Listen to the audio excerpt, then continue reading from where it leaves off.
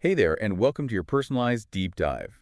Today we're all about the latest climate news, and we've got a really interesting mix of sources to unpack. Absolutely. We're talking about wildfire aftermath in LA, political battles over energy policy, and even some surprising stuff about those clouds. Okay, so let's dive right in. We can't ignore those images of the wildfires in Los Angeles. What are the lasting impacts beyond just the immediate damage?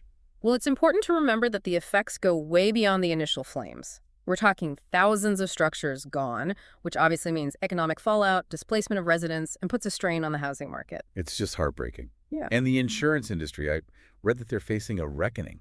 Yeah, that's a big takeaway here. Insurers are having to reevaluate their risk models, which means premiums could skyrocket not just in California, but potentially everywhere. Some experts even think that certain areas might become uninsurable. Wow, that's a scary thought. It makes you think about how we rebuild and if we can make things more resilient to these fires. It is the big question, right? There's a growing feeling that we need to be using fire-resistant building materials and really rethink landscaping choices. That makes sense. But we were reading about how stuff like plastics can have a huge impact on fire intensity. Oh, yeah. Research shows that all the plastics in our homes now, like furniture foam and vinyl flooring, can make fires way worse. They ignite faster and create more toxic smoke. So it's like all our choices had these consequences. It's a domino effect. And while firefighters were battling those flames in LA, politics is heating up around climate change too. For sure, Trump's energy secretary nominee, Chris Wright, has been getting a lot of heat for some old social media posts where he downplayed the severity of wildfires, called it all hype. It sparked a lot of debate. And Biden's climate policies are facing scrutiny from both sides too, right? Yeah, there's a lot of back and forth about the Inflation Reduction Act. Some say it's a huge win, others say it doesn't go far enough. And then there's the whole debate about oil drilling in Alaska. Biden's putting in limits, but the Republicans are pushing back. It's like a constant tug of war. But it's happening against the backdrop of real climate impacts being felt across the globe. What are some of the stories that have caught your eye? Well, the situation in Suriname is really concerning. Severe droughts have caused water levels to plummet, and it's messed up the river life there. Now there are shortages of food and water, and it's hitting the communities that rely on that river really hard. It just shows that climate change is already affecting people in very real ways. And it's not just far-off places. There's also the endangered salmon in the Pacific Northwest. They're facing challenges because of the dams. Exactly. It's a tough one. It highlights the balance we need to find between our needs and protecting those ecosystems. We get hydropower from dams, but they also disrupt the rivers, which can be bad news for the salmon and other It species. seems like everything is connected. Before we get into solutions, I'm curious about that study on the unexpected effects of clouds on global warming. Oh, yeah, that's a fascinating one. The research suggests that changes in clouds are actually helping to lessen the warming a bit.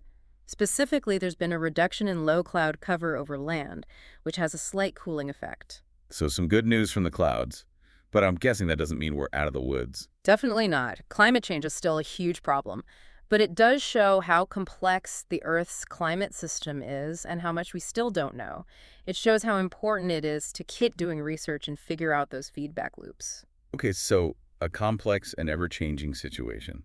But let's shift gears now and talk about some of those hopeful stories, those innovations and adaptations that give us reason to be optimistic. Where do we start? Well, I think Norway's electric vehicle adoption is a fantastic example of what's possible with the right policies. They've really made EVs a real option for a lot of people. They're way ahead of the U.S. They are, for sure, and it's working. EV sales are through the roof. It shows you can make a dent in those emissions if we work at it. Okay, that's encouraging. What about clean hydrogen? There's been so much talk about it, but I'm not sure I get it. It's definitely a hot topic, and the Biden administration just finalized those tax credits to push cleaner production. The thing is, we need to be making hydrogen with renewable energy sources, things like wind, solar, maybe even nuclear. So it's not just about hydrogen itself, but how we get it. Exactly, and that's where it gets tricky. There are different ways to produce hydrogen, and some are way cleaner than others. These new rules are meant to favor the cleanest ways, but there's been pushback from industry groups. They're worried about meeting those standards. So another political battle brewing. It could be. There's a lot at stake here with those tax credits. Industry groups want the rules to be doable, while environmental advocates want the strictest standards possible to really get those emissions down. It's all a balancing act. Okay. But while that's happening, it's great to see communities taking action themselves to deal with climate change. What are we seeing there? Well, Albuquerque, New Mexico is doing some cool stuff. They're putting a lot into cycling infrastructure, making it safer to bike, and hopefully getting people out of their cars. Interesting. So it's not always about these big technological fixes, but also about changing how we do things at the local level. Exactly. Though it isn't always easy. There's also the EPA, and they're facing challenges in getting environmental justice to those communities hit hardest by pollution. Biden's Justice 40 initiative was supposed to address this, but many are still waiting for real change. It shows that turning policy into action can be slow and tough. It takes a lot of effort, community involvement, and holding those in power accountable. And speaking of accountability, there's been some concern about potential conflicts of interest in the new administration. Right, I read about that. Something about oil industry people at an inauguration party. Exactly. Billionaire oil executive Harold Hamm had a private event, and it raised some eyebrows. People are worried about it influencing policy decisions. It definitely adds fuel to the fire for those worried about climate action under Trump. It's definitely something to watch. Trump has already said he wants to roll back those environmental regulations and push fossil fuels. Yeah. This just makes those concerns stronger. Okay, so we've covered a lot in this first part. We've seen the devastating impacts of climate change, the political battles over energy policy, and some hopeful signs with those innovative solutions and communities stepping up. It's a complex and constantly changing landscape, but staying informed and engaged is so important. There's so much at stake, and every action, no matter how small, can help us build a more sustainable future. Welcome back to our deep dive on all things climate. It's really interesting to see how this is all playing out globally. We were just talking about Norway and those electric vehicles. What other innovative approaches are out there? Well, clean hydrogen is getting a lot of attention. We talked about those Biden tax credits earlier, right? The ones Right. to encourage cleaner production. There's still a lot of debate around that whole hydrogen thing.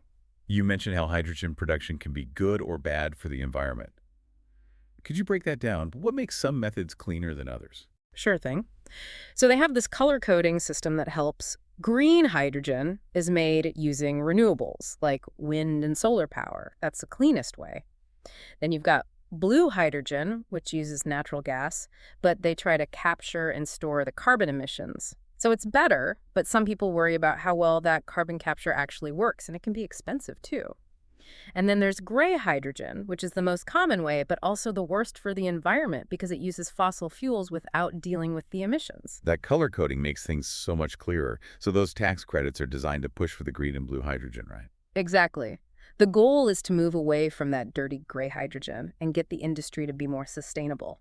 But of course, not everyone agrees on how to do that. I can imagine. What are some of the arguments you're seeing? Well, you've got the industry groups, and they want more flexibility. They're saying that if the standards are too strict, it'll actually hurt the whole hydrogen industry. Then you have the environmental advocates. They want really strict rules to make sure those tax credits are actually doing what they're supposed to, encouraging truly clean production and not just propping up fossil fuel-based hydrogen. It sounds like the same old story trying to balance the economy with protecting the environment. You got it.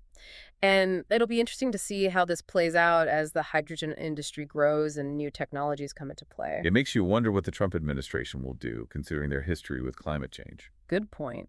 It's definitely possible they might try to change or even get rid of those tax credits. That would have a big impact on clean hydrogen. Something to keep an eye on for sure. Changing gears a bit, we also read about that research on climate change affecting glaciers in Svalbard. Oh yeah, that was a fascinating one. Scientists are using all this cool tech like deep learning algorithms to analyze tons of images of those glaciers. They can track the changes over time really precisely. I remember reading about calving front retreats, but I wasn't really sure what that meant. Can you explain it? So think of a glacier like a giant river of ice, slowly moving towards the ocean. The calving front is where the glacier meets the water. As the glacier melts, that front moves further inland. So it's like the glacier shrinking from the edges. You got it. And the rate at which those calving fronts are retreating in Svalbard is pretty alarming. It's a clear sign that climate change is speeding up ice loss in those polar regions. And what does that mean in the big picture? What happens when glaciers retreat like that? Well, one big consequence is rising sea levels. As glaciers melt, they add more water to the oceans, which is obviously a threat to coastal communities all over the world. Another reminder of how everything is connected. What happens in one place affects everyone else. Exactly.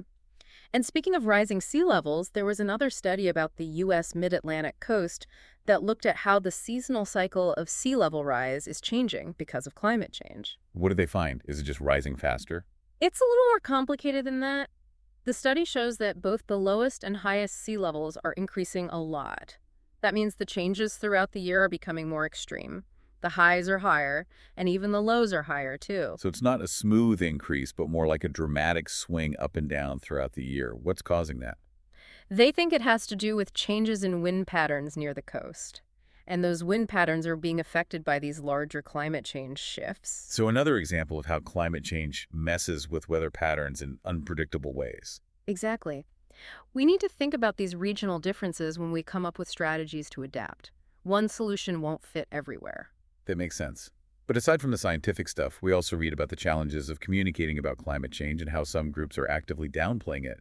What stood out to you there? There was one study that showed how sophisticated the tactics are that some industries use to promote climate denial and stall action.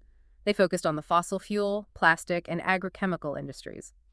It's all about using social media to push their message and create doubt. So it's not just individual people being skeptical, but organized efforts to slow things down. Yeah. The researchers found that these industries were using similar strategies to say that climate change isn't urgent, to question the science, and to push other stories that prioritize the economy over the environment. It's pretty discouraging to see people working against progress on such a crucial issue. But there was also research on how to effectively counter climate denial. Yeah. There were some positive findings there, too. One study looked at this thing called compartmentalization. It's a way for people to hold on to beliefs that contradict each other by keeping them separate in their minds. So someone could believe in climate change, but still justify doing things that contribute to the problem. Exactly. They say that understanding this could help us communicate better. Instead of just throwing facts at people, we need to address those psychological roadblocks that prevent them from really getting it and taking action. It's a really interesting point. Makes you realize how much psychology affects how we all process information, Yeah. especially on big emotional topics like climate change. For sure. It shows we need more nuanced and empathetic ways to talk about climate change. It's about building trust, understanding people's values, and finding common ground so we can work together. And along those lines, we also saw stories about communities taking action, even with all the communication challenges and political roadblocks. What were some of the hopeful examples? One that comes to mind is Philadelphia. They've got this big program to plant thousands of trees in low-income neighborhoods that don't have a lot of green space. It helps with the urban heat island effect, but it also gets the community involved and promotes environmental justice. That's a great example of a solution that does multiple things at once. It tackles climate change and makes life better for the residents, too. Right. It's about realizing how these issues are all linked and coming up with creative ways to address them in a holistic way. We also read about that cool project in Indonesia where they're using blockchain to fight deforestation. Oh, yeah. That one's really innovative. They're basically building a transparent system to keep track of where palm oil comes from, which is a big cause of deforestation there. With blockchain, they can make sure the palm oil is produced sustainably and isn't contributing to destroying more forests. It's amazing how technology can help us solve these environmental problems. It really is. It shows the importance of working together and thinking outside the box. These solutions often come from unexpected places, with all sorts of people working together. It's inspiring to see these communities doing their part and finding creative ways to make a difference. But switching back to politics, there have been some developments in the investigation into the Trump administration and how they handled January 6th. Right. The House Select Committee just put out their final report. It details what they found and what they think should happen. It basically says that Trump and his people worked together to try to overturn the election and that he was responsible for the attack on the Capitol. It's a scary reminder of how fragile our democracy is and how important it is to follow the rule of law. Absolutely. And we still don't know what the long-term effects of all this will be, but it's clear that what happened on January 6th was a dark moment in our history. We've covered a lot in this second part of our deep dive. We talked about clean hydrogen, melting glaciers, and communities taking action on climate change. It's a complicated and constantly evolving issue, but we have to pay attention. And we're back for the last part of our deep dive into all this climate news. We've covered a lot of ground, haven't we? From the immediate impacts like those LA wildfires to those bigger trends like melting glaciers and rising seas. And we talked about how tough it is to even talk about climate change with some groups actively trying to downplay it all. But even with those challenges, we found some really inspiring stories of people and communities coming up with creative solutions.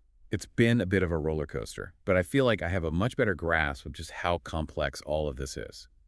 So as we wrap up, what are the key takeaways you hope our listeners are walking away with? Well, I think the most important thing is to remember that climate change isn't something way off in the future. It's happening right now. We're seeing the effects everywhere, from extreme weather to changes in nature to the economic and social consequences that follow. It's not just about the environment.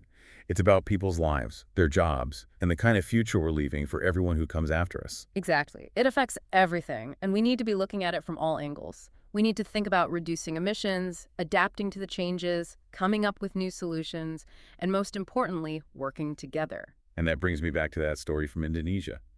They're using blockchain to try and stop deforestation.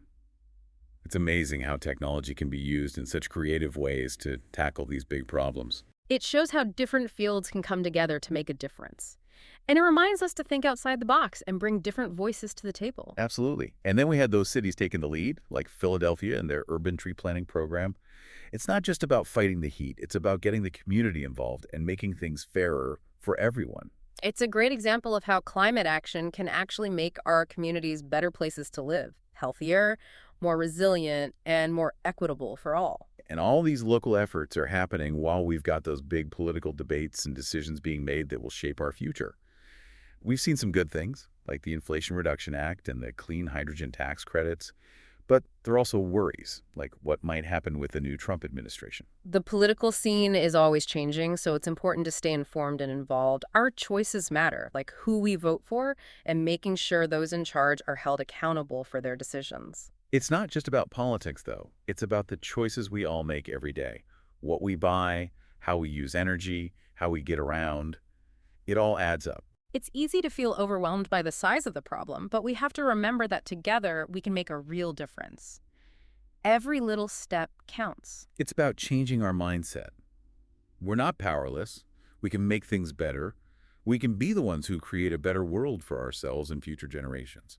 That's a great point to finish on. Stay curious, stay informed, and stay active. We all have a role to play in this. Thanks for joining us on this deep dive into all the latest climate news. Until next time, keep exploring.